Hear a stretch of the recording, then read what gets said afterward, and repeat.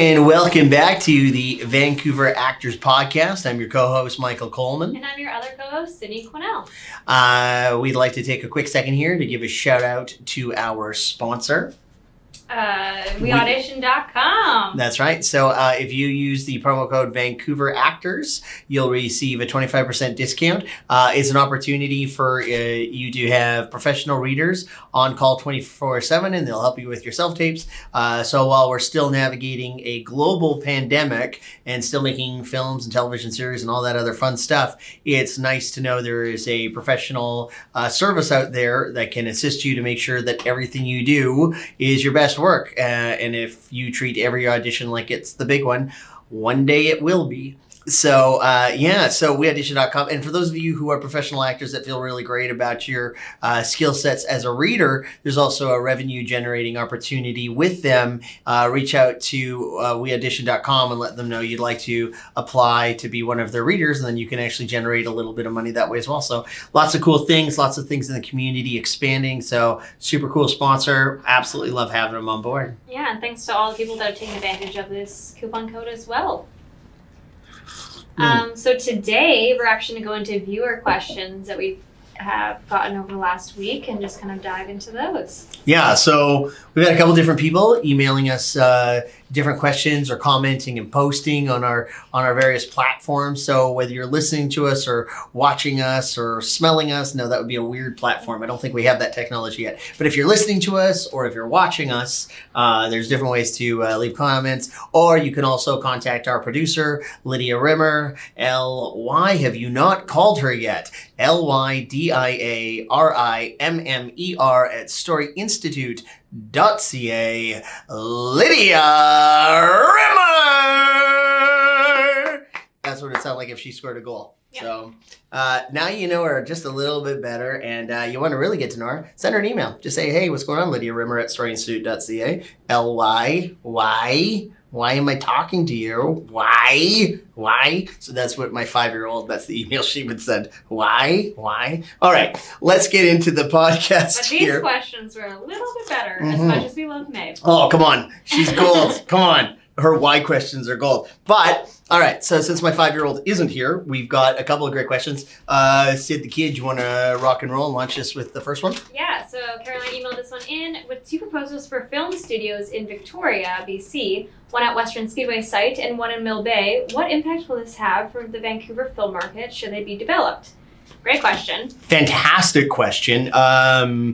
You know, I think it's, do you mind if I jump in? Sure, yeah, I have a couple thoughts on this. Yeah, so I'm sure we'll go back and forth on this quite a bit. So one of my favorite things that we've seen in recent years is not only the expansion outside of the Vancouver market, like I'm old enough to remember when we were just doing Neon Rider and 21 Jump Street and stuff like that, and that's a long, long time ago. Probably a reference lost on anybody listening today. But there was a time where we were really just shooting just a couple shows in town. But then eventually we started expanding the market out to Langley and Surrey, and we started building studios, and then Kelowna has absolutely launched and exploded. I filmed a couple movies myself over the last few years over in Victoria. Victoria's launching and expanding. So, you know, it's interesting. Vancouver's always seen as kind of the little tiny city compared to Toronto as 2 of the major film destinations in Canada. But it's nice that we haven't let our geographical boundaries of Vancouver proper dictate the amount of work we can have. So it's nice to see the expansion, diversification of our geographical areas, our talent pools, both on the crew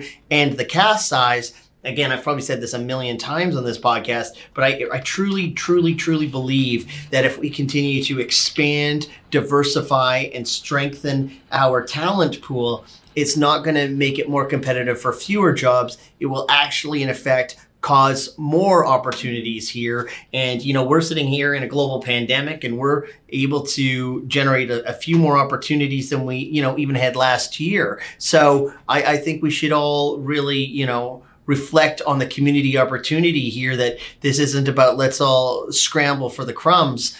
Let's all continue to get better and better, expand our geography, expand the talent pool, diversify, more inclusion. There's a real opportunity here for us to be the film destination that we've always wanted to be. And I think we're slowly making steps towards that. Yeah, and I think that just to add on to that, in a different kind of way of looking at it, there's already so much being shot in Victoria right now. The only thing that's really changes is the fact that now they have location to have in studio. For sure. Because they're already filming a ton. There's actually a lot of places in Victoria where they've taken warehouses and turned them into studios for a lot of the Air Bud franchises shoot there. Sure. And so this is just more opportunities for films and productions outside of BC to have somewhere else to rent, which is easier and more accessible. As well as if it starts being more of a market there, they're going to stop taking people from Vancouver and paying them to come over there for like background, because right now they pay for people in Vancouver to do background in Victoria and they put them in hotel rooms and everything. Whereas if it starts being a market there, then because I already saw this week, actually, there was 3 new agents popping up in Victoria, which is crazy. It's amazing. It's really cool. Just this month. Yeah. It's such a beautiful area. It's such a beautiful part of our province. It's really cool to see, and, I've had lots of family over in Victoria, and I get a chance to go over there quite a bit for either filming or family. It's just anytime anybody goes there, it's like such a lovely group of people. So like if you were going to like expand your market, what a cool thing to expand it with people that you're like, man, I really like these guys. I'd love for them to get to do what we do. And I think that it won't turn into like, oh, are you going to move to Victoria or Vancouver for film? It's kind of still on the same place, I would say. For sure. Like, it's just like how when you say, oh, I'm filming in Vancouver area. Like if someone wasn't from here, I'm filming in Vancouver, they're probably filming in Langley. For sure. Like maybe they're filming in Victoria. If they're lucky. Maybe Aldergrove or something even further. I don't know. But I feel like there's a lot of shows that you don't even realize were shot here. Like for years, I didn't know The 100 was shooting here because they were in a studio for sure. When we shot Once Upon a Time, we shot it primarily out not only in Richmond, but Steveston, which is deep Richmond. Mm-hmm. And then we also shot it in like Fort Langley and Tawasin and all over the place. So it's nice that we diversify. So the question is, with the proposals of 2 film studios, I mean, I think Sydney really nailed it with the fact that it's nice to have different locations. And it's nice to have a willing community to accept the film industry into their family and community. But as soon as you build studios, you're able to control the environment. And when you control the environment, you can start filming regardless of weather or regardless of noise or events or things like that. Again, going back to when we did Once Upon a Time, we actually recreated Granny's Diner that you had in Steveston, but we also had one of those in Bridge Studios. Riverdale and Sabrina also have the inside of their schools. The first season, they usually don't make it into a set, and then they'll make it into a set. For sure. Once they have more money. Because they start using the actual school, then they remake the school in a studio. Like another thing, if you're in Victoria, the old train house is actually a film studio, as well as the big warehouse next to the superstore in Esquimalt is also actually a film studio. You just don't notice it unless you do background. For sure, and it's, old warehouses work. I mean, my very first gig was about 30 years ago with Fred Awanyuk from Corner Gas, who's also one of my business partners here at Story Institute. And but Freddie and I both did our first gig in an old warehouse. We did a Sunkist commercial, and warehouses are okay. Yeah, but I will say that now that they're actually getting proper studios that'll look like what Bridge and Martini for sure here, then it'll actually be seen as more of real films. Yeah, and we got lots of different A-list perform. I mean, they've been here for a long time, but we're seeing more and more of the bigger feature films. We're seeing more and more infrastructure from places like Netflix, all the big Hallmarks all over the place, the CW, and many, many more. So we have a lot of different companies that are investing a lot in our infrastructure. So they're really creating opportunities for us to build our own destiny. They're creating opportunities for us to create our own opportunities. And then the question is just, what do we do with it? So, what impact will this have on the Vancouver film market should they be developed? My instinct is that it will continue to allow us to grow as long as we continue to have people that grow with it. I mean, I think that's the part we have to remember, is that we can't just get more cameras and we can't just get more trucks and we can't just get more locations. We have to have the local people here, and we have a very competitive tax credit system that is one of the larger reasons that the American productions come up here. And if we want to continue to maximize that, we as a talent pool have to continue to strengthen and diversify and make sure we have enough people to do all the jobs. The jewels. I was going to say the jewels. You don't have to do the jewels. That's like a theft thing. No vaping. No vaping. Anyways, what I was going to say on top of that was because they're going to be starting to hire more for like crew also in Victoria, there's going to be more opportunities for film schools and more businesses of the like in Victoria, because I know there's already some budding up in the Comox Valley and around the island. And so now those people won't have to move to Vancouver to make it. For sure. Big shout out to all those acting schools and all the different people that are building infrastructure over on the island. Good for you. You're a part of the solution and you're a part of the growth and the diversification and inclusion and expansion. Hollywood isn't just Hollywood. No.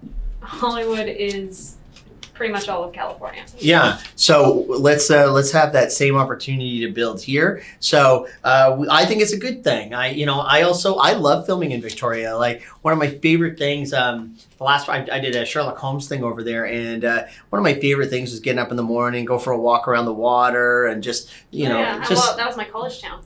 Oh, beautiful! Yeah, it's my wife went to Royal Roads over there as well, so like we've gone over there quite a bit for different things. Pretty. Gorgeous, right? So just the architecture, the people, the places, the history. It's a really cool place. So you know what, Victoria, 2 thumbs up.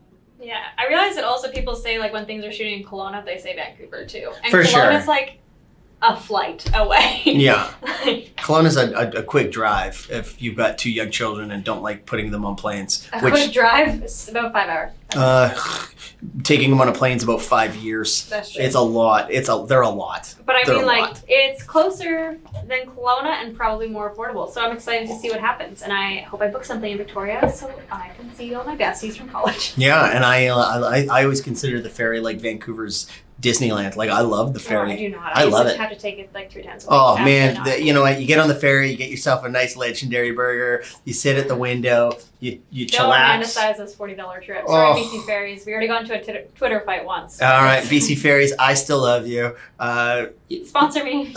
Yeah. You just keep those legendary burgers coming. I mean, it's the best part of your boat. I love them. Great question. I feel like this could turn into an entire video, but we should move on. Okay, let's move on then. Come back to that in another video talking Sure. about Do you want to ask the next question? Sure. So this is by Caitlin. What are some terms you can have in your contract? What are some of the most ridiculous requests you have made in a contract? How often can you update your contract? These are amazing, fantastic questions. So one of the, if I can jump in on some of this. So the first thing is, what kind of terms can you have in your contract? Literally anything. You can literally put anything you want in your contract because it's really just designing the relationship in the agreement. And as the industry continues to evolve and we're seeing more and more opportunities for us to have different levels of diversity, inclusion, standing up for one another, I think you're seeing more and more people putting different riders in their contracts to make sure that they are involved in a culture or an environment that they want to be a part of. And I want to say really quickly, so what a rider is that when you have a contract and you go on tour is usually with the rider, and then the different dressing rooms have to have something in your dressing room when you arrive. And a lot of people have the idea of that people on tour have ridiculous riders is actually because if they see that you listen so much to having only like red M&Ms, that means you probably set up their equipment properly so nobody does. Just like I just wanted to throw that out there for like the ridiculous comment in the contracts, because a lot of people do that for you put a ridiculous thing in your contract because what it means is the other person reads the entire contract. I mean I get it. If any of you have looked at a contract, the legalese is just... It's insane. And even as actors, you need to be looking at your contract. You should understand what all of it means. And I bet most of us don't know. And you need to know. You need to know. So, and if you're going to sign something, make sure you know everything that's in there. Yeah, like I've been on set for, like when I very first started doing background, they give you a starter package on set that is like 25 pages if it's for a TV show. Just for background. 25 pages to give you 5 minutes to sign everything. How am I supposed to read all 25 pages? And then why are you getting mad at me later?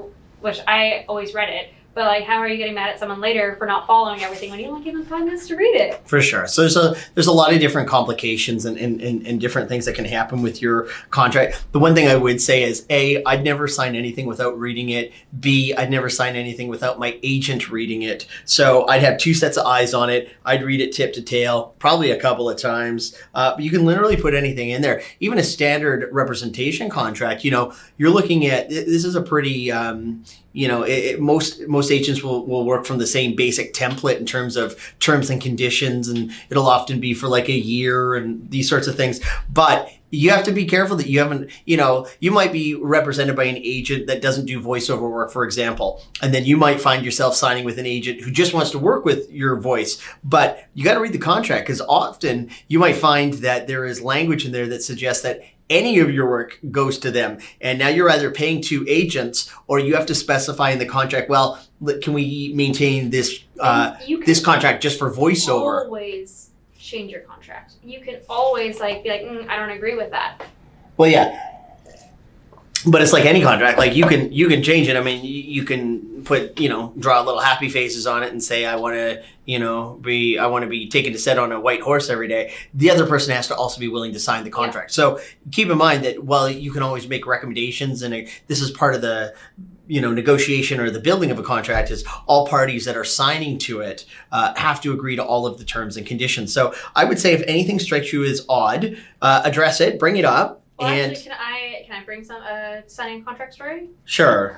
So it was for a photo shoot for a commercial. Yeah. And I was like, oh, it says on here my pay is for 8 hours. What if we go over 8 hours? What is the rate after that?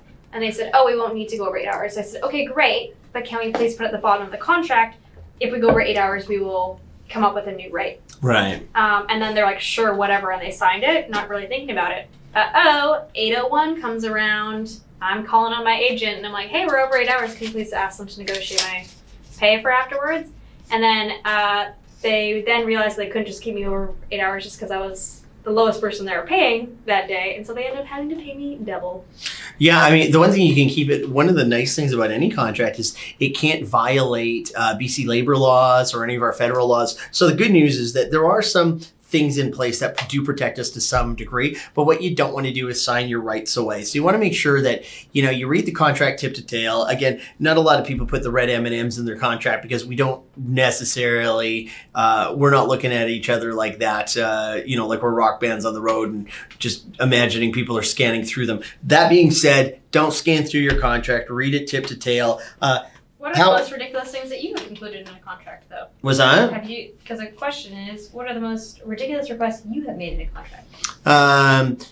Sometimes when I do fan conventions or appearances, I'll put something in my contract. I never do anything in my contract that's going to, I don't ask for anything much. I just want to make sure I'm taken care of. I want to make sure I have transportation to and from the airport. That's often in there already, but if it's not, then I ask for it. I might ask for...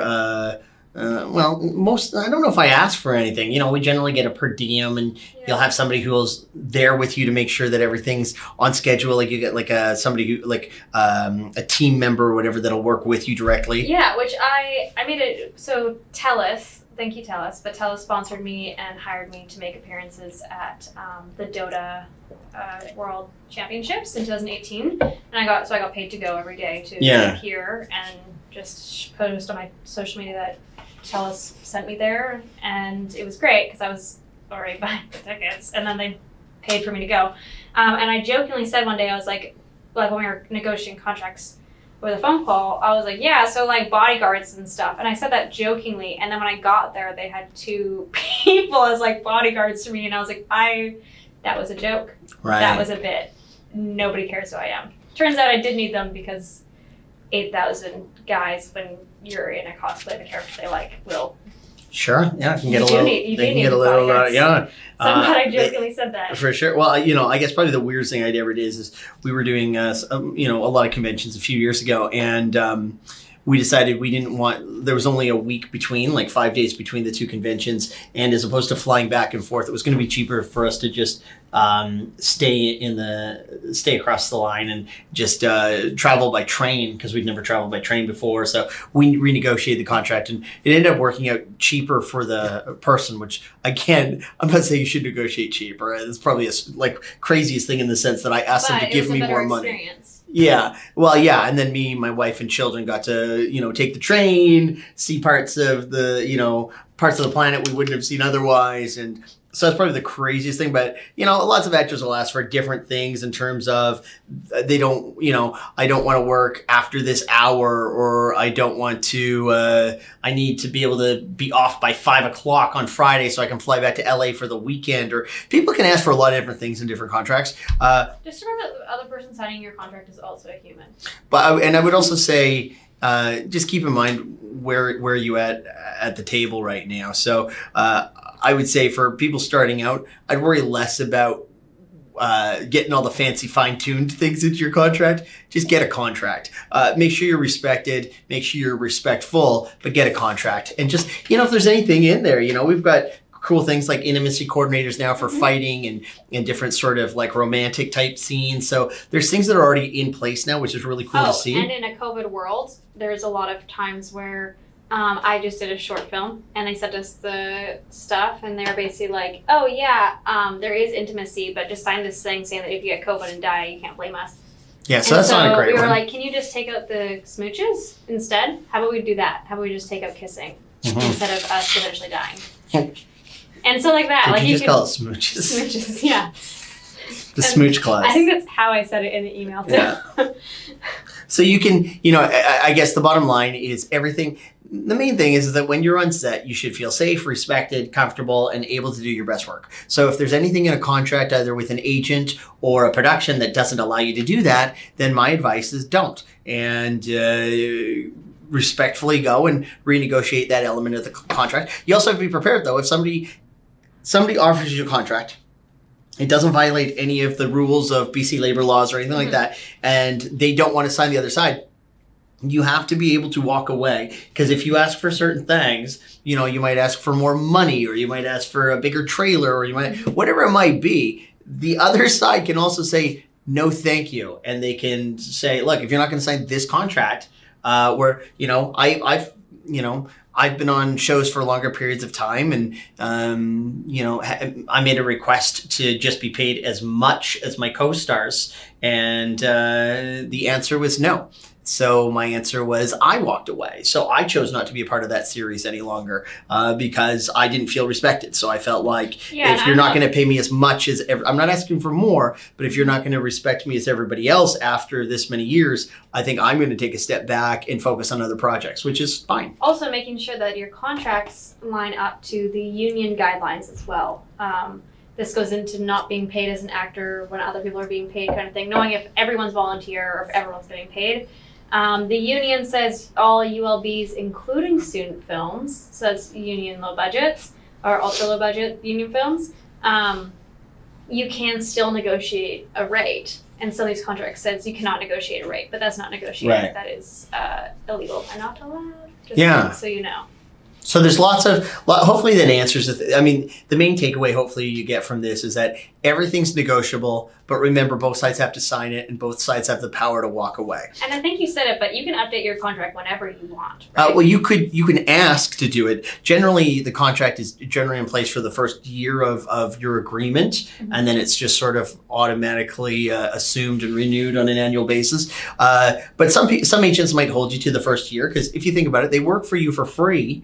And they invest, 40, 50, 60 plus hours a week in you. And if 3 months in, you decide you don't want to do this anymore, well, you've just asked them to work for you every day for free. And they have a case when they say, we don't want to let you out of your contract. That being said, you also have the ability to say that I'm not available for auditions any longer. So you can both play hardball, but at the end of the day, if the relationship gets to that place, neither one of you are probably in the right relationship, and it's probably best for you to both agree to,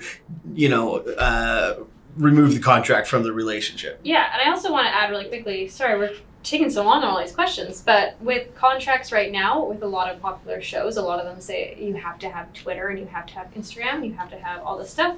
I think that you said you've experienced that, where they... It's been highly encouraged in other projects I've worked on to be active on social media platforms. That being said, we'll see how that goes. Most of the... Well, I'm not going to say that because I'm not going to speak out of turn, but I know a lot of people have people that manage their social media accounts for them, because it's a bit of a mind trap, and there's not enough regulation, unfortunately, in social media platforms. Well, I know that, my friend, her pilot was just picked up. Yay, Jess, good, congratulations. But in her contract, she talks them out of having social media in her contract? Yeah, so you can, again, anything's negotiable. It depends on what people want to do. And some people like the social media, some people don't. And, if it's important to the project, then you have to ask yourself how important it is to you to have it or not have it. And they'll have to have that same equation. But if they say it's mandatory, you have to be prepared that you might just lose the gig. Use it every day. Like, even in the contract, it just says you have to be on it. Well, it depends on what for some people's contract.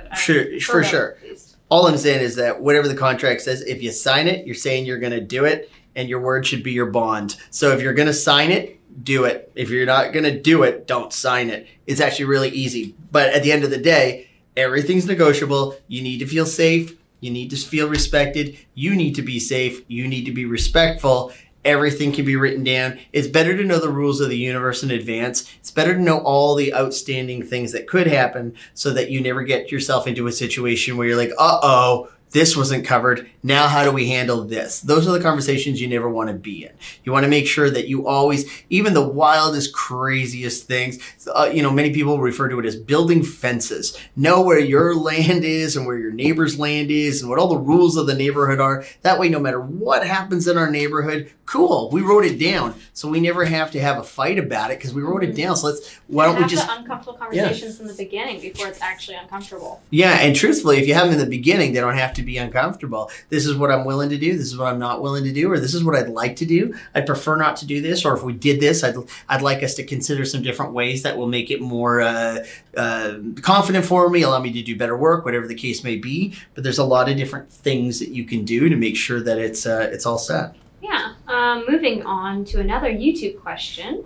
I didn't get the name here, but thank you. Do the larger talent agencies have agents separated by department? I notice on some sites the profiles do not specify what certain agents cover, i.e., is it possible to have one agency for commercial and a different agency for theatrical? Is it possible to just sign for theatrical and nothing else? Also, are commercial departments split by union and non-union?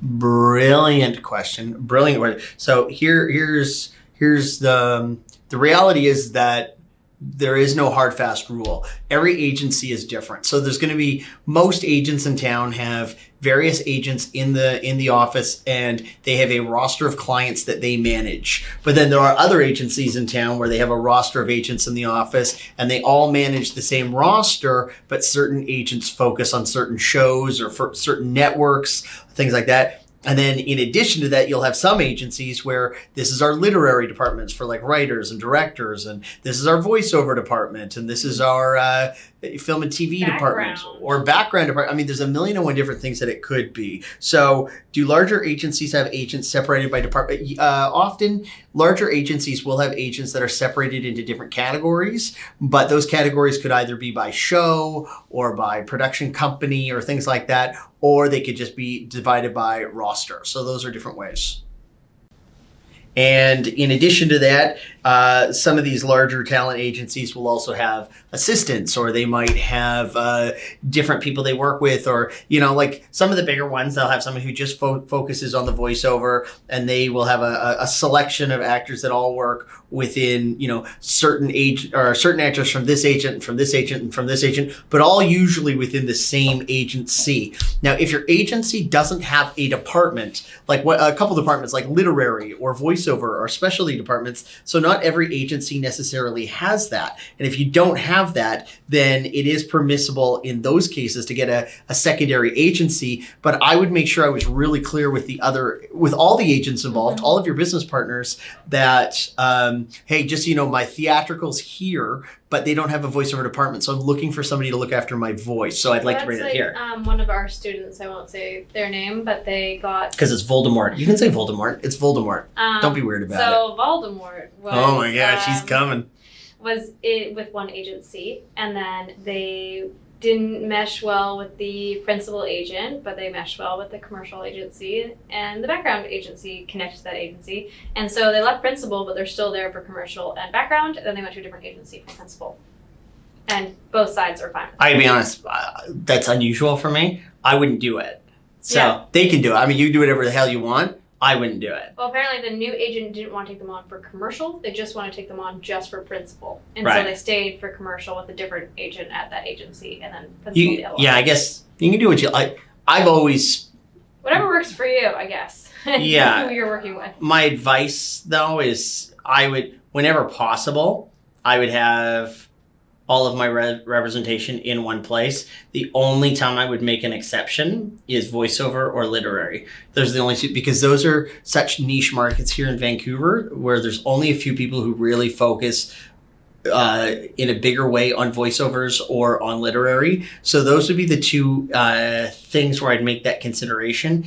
Everything also else, background, because you don't have to say, you don't want to have, if you do background still when you're but yeah, even then my advice is to do principal or do background. Like I know this has been a thing forever, but you know, if you do background on a show, you're pretty much burned. So but yeah, so if like, you are doing backgrounds, and a lot of people try to just do background for like movies, so they're not burned, but then you're burned for the movie. I mean, again, like I think you end up playing a weird game at Vegas, and I'm not sure I trust the dice. So if you're going to be background, then I do background. If you're going to be principal, do principal. And then a lot of people will say, well, I need a revenue stream while I'm waiting for my principal work to come in. Great, we all do. We are big fans of multiple revenue streams, but I think that's the wrong revenue stream. I don't think it's the best way. I think I think there's a lot of people that have dreams of grandeur that, you know, you want to be the background performer on set that somebody notices and says, hey, I think you're great and special. Do you want to have some lines next episode? And in my 30 years, I don't know if I've ever seen it happen. I've seen it happen 3 times.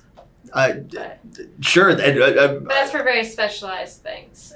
Sure. I would say even if you've seen it happen, if that's your business plan, I'd say it's not a great business plan. I would personally recommend picking one or the other. You need a day job while you're waiting for your principal work to come in. I think background work is probably the worst way to do it. I think background work is a great way to get on-set experience, understand the language, understand the culture, but I think people often see it as a gateway into principal work. It's not. Like I see I don't think it is. I think it's a bad way to get into it. I'm in a lot of Vancouver actors groups, and everyone's like, hey guys, I just decided to start being an actor, so I'm doing background right now. And I'm like, that's not how you become an actor. You become an actor from training. I mean, it's like saying, hey guys, I want to be a chef, so I started working at McDonald's. There's a lot of people that perpetuate the idea that it's impossible to be an actor, but then they also at the same time keep cutting their feet and hands off, and then they wonder why it's not working. Like, I really think that if you want to work in this town, you need to focus on one or the other. So, you know, going back to the agency stuff, I know a lot of people do both. I'm of the school of thought of I think it's a bad idea. I do one or the other. And if you need to create another revenue while you're waiting for your principal work to come in, get another revenue stream, but don't make it background work. I mean, it's not like that's the only option. But if you're not listening to that, you decide suddenly to do background work, sign with a background agent that does not have a principal roster. For sure. Yeah, and that's probably good advice. If you're going to do it, separate those things, you know, like church and state, like really get those things as far away from each other as possible. So otherwise your agent might know like, oh, well, they're not booking principal, but I know they have a good look for background, so I'm getting money from them either way. Which I'm not saying all agents think like that, but that could happen if you're... I guess it depends on who's listening to this podcast at this moment. Like, I get it, and I know lots of people that do both. I do. And a lot of people are advocates for both. Personally, it's my personal belief is that I don't think it's your strongest way in. I think I think there's better ways to make money, and there are better ways to create yourself so you're available for the on-camera stuff, and there's better ways not to burn yourself. Like anytime you do doing PA work, you make more money in a day in the background, and you're on set too. But even then, I would advise don't do PA work. I would say if you're going to do any day job, don't do a day job that's not. Like, don't do a day job in the film industry that's not acting. There's a million other ways you can make revenue. And we all know the film industry, I don't know, it's not the best way to go. Like, if you commit to doing certain things, people are going to want you there for X amount of days. If you do background, you're going to want you there for X amount of days for continuity. When you start asking for, well, I need time off for this audition, or I booked a day on this, or like you just really cut yourself off right at the legs and you got nothing to go on, and you're better off to get a job where you have different flexibility. You might not make as much money even, but then live a more modest lifestyle. If you're going to be an on-camera principal performer, do that. But I think the people that try to find ways in through PA work or background work, the success ratio, I'm sure somebody's going to probably write in and say, that's crazy. I did it once. Great. You did it once. I know a guy who's in my neighborhood who won the lottery twice. But if that was somebody's business plan or business model for being rich, I think it's crazy. I literally know a guy who's won millions of dollars twice, and I would still say it's not a great business plan to be a millionaire. It happens. It happened to a person I know. It's not a great business plan. So, anyways, do they have agents separated by department? Often. Some of the smaller agencies, they don't. But the main thing is to figure out who your point of contact is in the agency and what your relationship is. So sometimes you have somebody who looks after commercials or voiceover or literary, and if whatever you're doing, you should make sure you have a separate relationship with that person. But are commercial departments split by union and non-union? No, but projects are. So depending on where you are in the union or non-union status, the agent should only be submitting you for the appropriate stuff. Should we go to the next question? Sure, yeah. I'm getting a lot of auditions but no roles. How can I change that? It's great. Well, we have a couple videos on auditions I would definitely recommend to... Yeah, there's a few things. I mean, one of the things that I think is really cool is I do think we actually have a really cool supportive industry. And I think right now in this pandemic, we're getting opportunities for more Canadians to be seen and more Vancouverites specifically. And I feel like the casting directors, I really do feel like they cheer for us and they work hard for us. So I think we're getting more opportunities in many cases than we used to. So I think they're fighting real hard for us. The problem is that I think a lot of people haven't taken this opportunity and changed their commitment level to being better. So while casting directors are seeing more people, awesome, you're now one of those people being seen, but keep in mind the competition is now diversified and there's more plentiful. So what are you doing to make sure that you stand out? How are you serving the story? And, I hear 1,000,001 reasons why people can't afford to get better or can't afford to train or it's not their turn. But it's more expensive to spend years not booking than it is to train. 100%. Way more expensive to spend years not booking than it is to train. Even just today, I had to renew every single one of my casting pages subscriptions, and that was hundreds of dollars just today, renewing all of them. I always find it interesting how much money and time we invest in this craft and how many people then don't also invest enough energy into getting good. The answer is never how do I get a good agent, how do I get a good role? It's how do I become a good actor? How do I become a great actor? If you took all the energy you've ever had on how do I get a better agent, how do I get a better role, how do I get more of this, how do I get more of that, and you took all that energy and you focused it exclusively on how do I become a better actor, you will find all those other things you were searching for start searching for you. And that's been the secret for working actors forever. That is it. So you have it. So any of your excuses of, I don't have time, I don't have money, they're great. If you can't find a way around it, you have to live with the consequences. Like some of the biggest agents in LA, people don't apply to them. They come to you. They come to you. So your number one ability is your availability. If you don't have the time or money to get better, you can't be surprised when other people are booking. Now, that being said, there is also sometimes it's just not your turn. So I'm getting a lot of auditions, but no roles. How can I change that? On one hand, you're getting a lot of auditions. So somebody clearly likes you. Somebody clearly thinks you're doing things right. It just hasn't been your turn. Keeping in mind that when somebody books a gig, they're not the only one who got it right. Like chances are there were several actors who would be amazing in that role. And then they had to piece it together, and it could come down to a whole bunch of different things from chemistry to hair color to whatever. I had a casting director once tell me that if you were chosen for the role, you were probably no one's first choice. And I was like, oh, because everybody settled. For sure, Which is like, obviously not in every case, but when I heard that, I was like, oh yeah, that's right, because there's 1 million people like deciding who it's going to be. It's not just one person being like, stamp.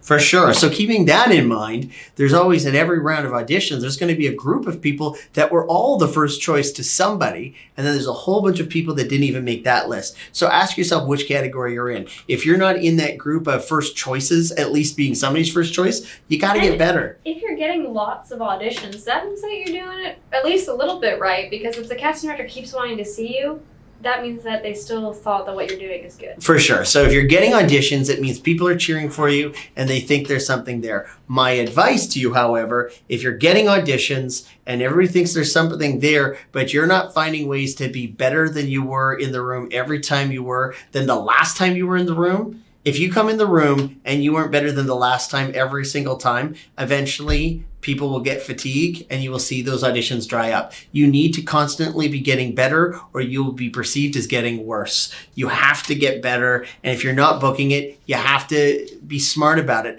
There's a lot of room in this town for smart actors. So make sure that if you're getting lots of auditions and you're not booking, what I'm not going to say is don't get feedback. You don't need feedback. If you're looking for feedback, you're looking for a bunch of subjective opinions. No different than what Sydney had just said in terms of, if you book the role, there's a really good chance you were nobody's first choice. So don't look for how do I become everybody's first choice. That was never the answer. The answer was how do I get so good that when I self-assess, I know my material was amazing, and I know I keep getting brought back into the room and keep finding different ways to get better and stronger so that you keep being invited back in the room. If you keep being invited back in the room, it will eventually pay off. And sometimes nobody likes hearing this. Sometimes you got to be patient. Sometimes it's not your turn. I'd say in my 30-year career, almost every cool thing I've happened, I feel like happened 5 years later than it should have. I feel like I was ready for this 5 years ago on almost every single thing that's happened. So there is some value in just being patient, not realizing that your career's not 6 weeks long. I was going to take a shot at somebody. I'm not going to. That would have been so crappy if your career's not 6 weeks long.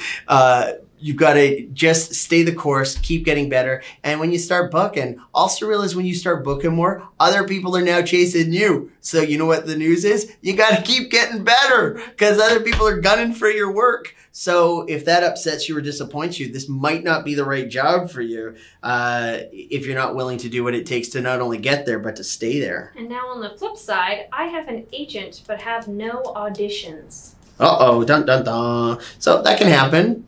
You and your agent are trying to figure it out. Like, you got to remember, your agent knows this much about you. They got your headshot, your demo, a couple of headshots maybe. They know a little bit about you. You've had some conversations. They don't know a lot about you. So they're trying real hard to figure out, how do I sell this person?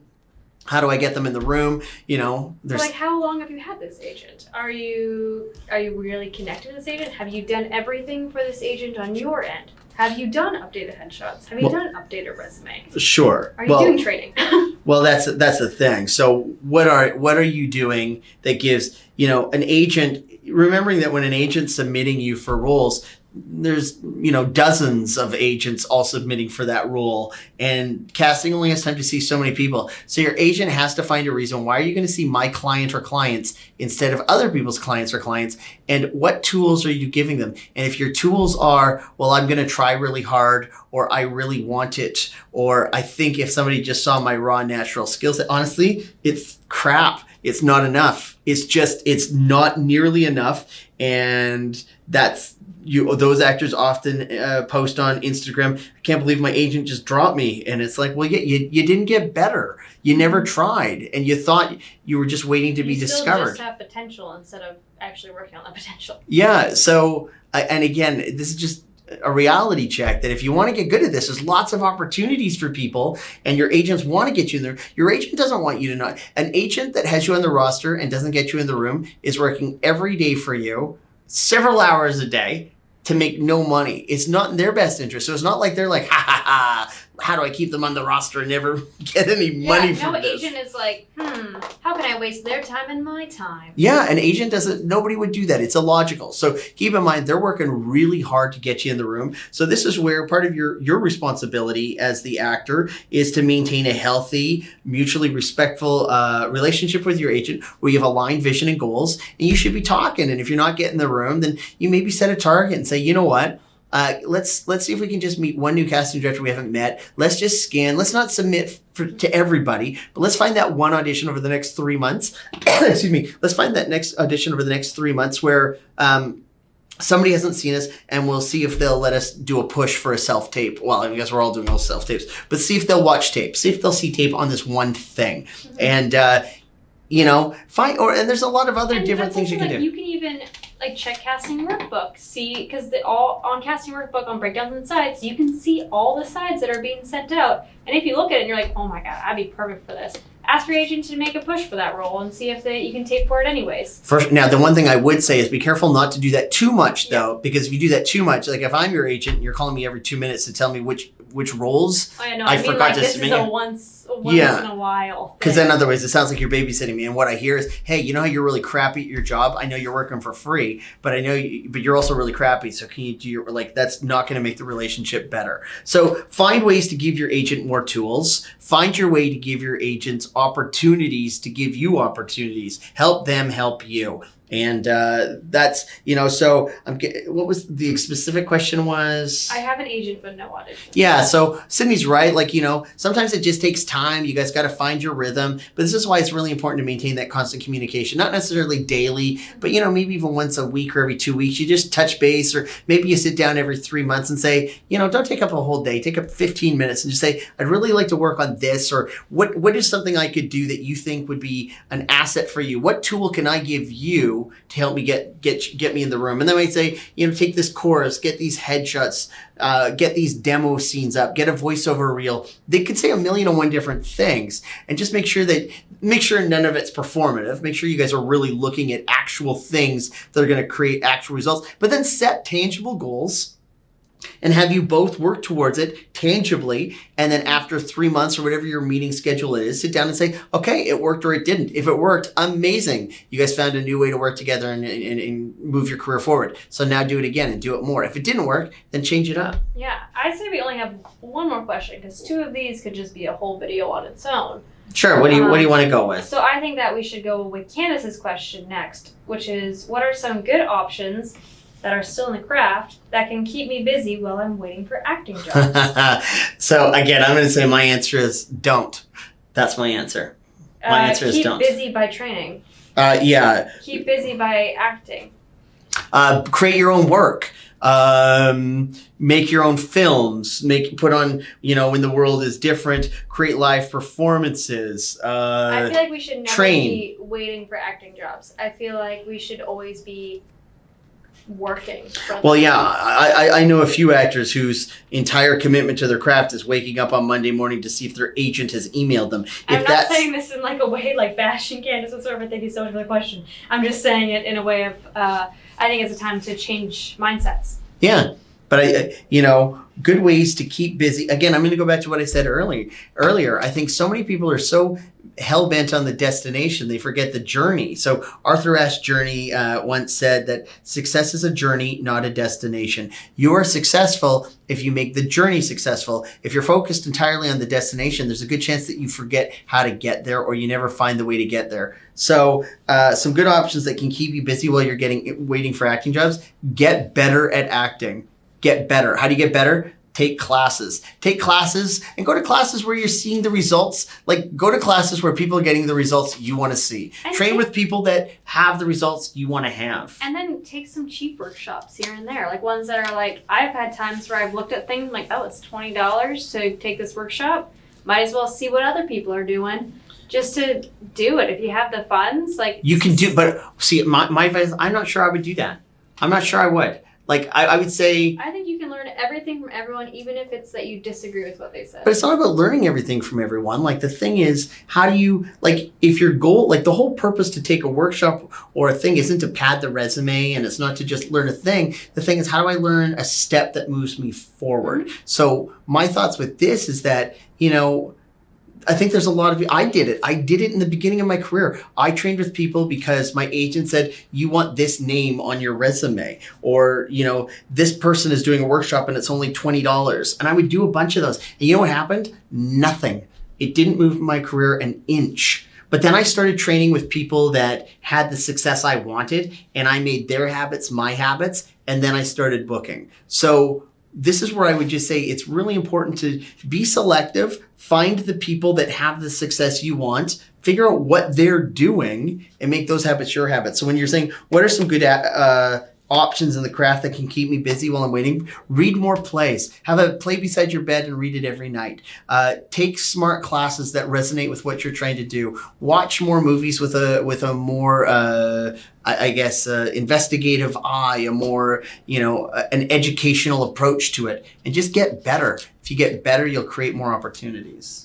Now, that being said, I've already said I did the things that I just said I wouldn't do. So I think everybody has to do what they have to do. I mean, I'm not saying skip a day of proper training to go and take a $20 workshop and don't put it on your resume.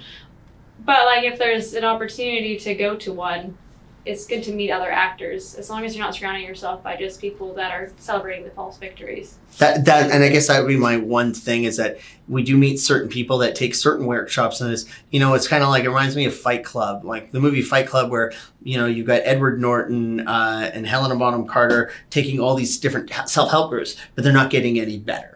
And they're taking all these free things to get the coffee, to get the this, and that. And then what they end up is they get surrounded by a bunch of people that aren't getting better. And they're all in what should be things that get them better, but it's performative and it's not goal driven. Why I started taking some of them is because whoever you signed up with would send you a scene that they felt suited your headshot. So it was a way for me to see how other people looked at my headshot. I think that's very smart. See, that's a brilliant reason to do it. Yeah. And honestly, a lot of them I hated it. I didn't stay for the whole workshop, but I did my portion and left, but kept my screen on. But it's a good way to find out how people think of you, and a lot of them are pretty cheap online if you have the funds. If it's like excess, you're going to go buy a Starbucks latte, and you can do a quick little monologue. Sure. But I guess the one thing I would want to say with it is, and you've already said it, but don't fool yourself into thinking that's training, or don't fool yourself into thinking that's, again, I'm not even saying where you should train, how you should train. I'm saying find a way to be a better actor, and don't allow yourself into that, lulling yourself into that false sense of victory.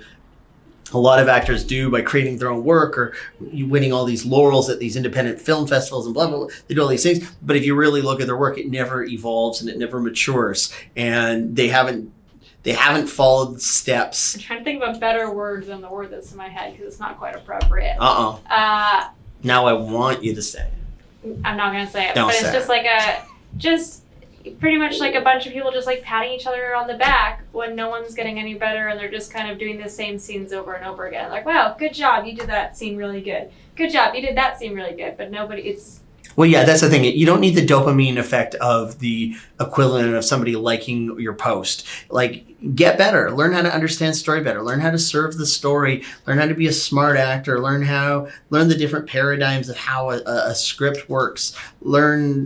Just keep learning, get better. And that's how you stay busy while you're looking for acting jobs. But even more important than that, learn how to serve the story, and then stop waiting for somebody to invite you to the dance. Invite yourself. Now, once you learn the story, go make a short film.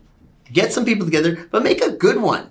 Make a good one, and make something that you're proud of. Don't make a film where you say, check this out. Now imagine if we had more time to make it. Or check this out. Imagine if we had better lights. Check this out. Imagine if we had better actors. Check this out. Imagine if we had better sound. Anytime I watch a thing, I don't want to imagine extra stuff. I'm watching your thing, so I don't have to imagine. I want to suspend disbelief and pretend that what I'm watching is real. That's what I'm like. If you're telling me now I've got homework to do, here, watch this short film I did. The sound's terrible and the lighting's awful, and I need you to color this and hold it up every 5 seconds and pretend that was in the frame. I'm like, I'm not doing homework. Yeah, I've had a lot of people recently be like, look at this trailer for this short film I did. A trailer for a short film is a lot already. Yes. And then if the trailer itself is like really bad, I'm not going to watch you a 15-minute film. No. You don't need a 3-minute trailer for a 15-minute film. Also, side note, calling some of my friends out right now, but don't have a 3-minute trailer for a 15-minute. Yeah, so the bottom line is, you know what? Get better, work hard, but not even get better, work smarter. Be a great actor, learn from those who have the success you want, and then make those habits your habits. Like, the answer's not tricky. Like, this isn't even just in acting. This is like any successful business out there. You talk to anybody in any successful business and they'll give you the exact same advice. Build successful habits. Find people who have successful habits and make those habits your habits. That has always been the answer. If you're looking for, but that's not how I want to do it, but I think it could work this way because it happened to my cousin's friend's former roommate once. Neat. but it's not a plan. It's hoping. And I think I just quoted like a bank commercial, but a hope is not a plan. You need a plan. Anyways, that's a lot of the questions that we had for this week's podcast. We want to thank you guys and giving us a chance to spar a little bit. We haven't done that before. Look at that. Thanks again to our sponsor. Yeah, weaudition.com. Make sure that you use Vancouver Actors for the discount code. And just, again, make sure every self-tape, treat it like it's the biggest audition of your life. And one day it will be. So. Yeah. Bye. Bye.